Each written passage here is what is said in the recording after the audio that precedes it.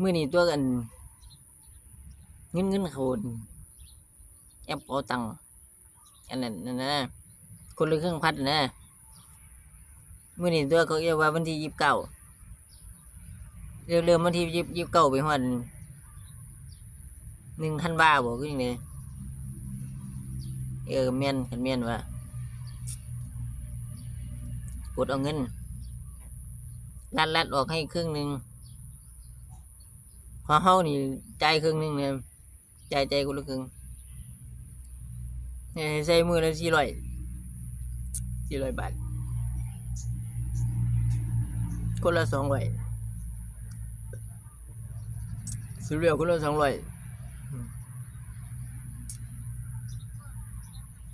คือ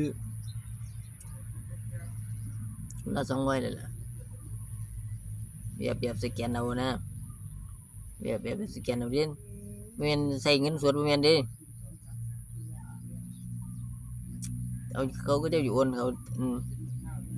ยัง wallet แอปเป๋าตังค์ wallet นะเขาขออย่าให้มันกดเบิ่งโลดคือกดเบิ่งอยู่สแกนเอานำร้านค้าที่มีอันเครื่องสแกนนะยามร้านค้าเขาจะเฮ็ดไว้ดอกจักเฮ็ดว่าเห็นไปบ่รู้จักแต่ข้อยยังสแกนบ่เป็นอยู่เงินธนาคารเบิดเงินอยู่ใน wallet เบิดน่ะตั้งอยู่ใน wallet ถ้าเฮาเติมใส่เอาเลยนะอะไรมันสิเข้าอยู่นั่นแหละเงินนั่น 2,000มันมี2ด้วยอยู่2บัญชีกับ 2,000พวกเสียภาษีกับพวกบ่เสียภาษีนะมื้อนี้เริ่มได้สแกนไปเลยครับเด้ระบบอันดาวเทียม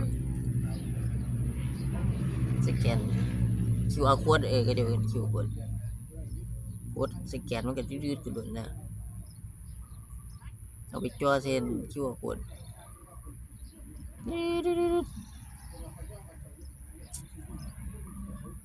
มันนี่กันสแกนแล้วมันก็โอเคถ้าเฮากดเงินให้เขาเนี่ยบอกราคาทั้งหมดเท่าไหร่จังซี่400จังซี่ถ้าเรากดตัวเลขเงินแล้วถึงกดโอเคแก้วติดจังซี่โอเคจังซี่เรียบร้อยเงินก็เข้าบัญชีเขาเจ้ากันแม่นว่าอยู่บ่รู้นำกันว่ายังง่ายๆอยู่สแกนยังเป็นอยู่ไปหัดสแกนอยู่เงินบ่พอเงินบ่พอเนี่ยเงินอยู่ในธนาคารพุ่นสแกนอยู่ในธนาคารเนี่ยสแกนจ่ายบัญชีธนาคารหรือสแกนรัดเอานะบ่ได้เข้าแอปเขาเอิ้นนะสแกนบัญชีธนาคาร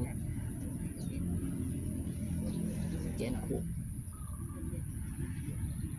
อันสแกนนี่ก็ได้กันเฮาเอาเงินเติมเส้น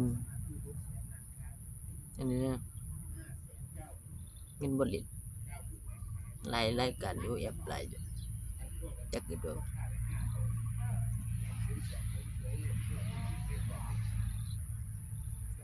นำโลตัสพวกที่เขาจะสแกนนะบึด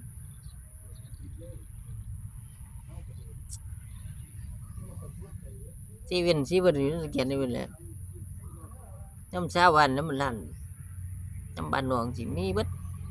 จักสแกนว่าหัดสแกนไว้แต่ข้อยยังบ่สแกนอยู่พอแล้ว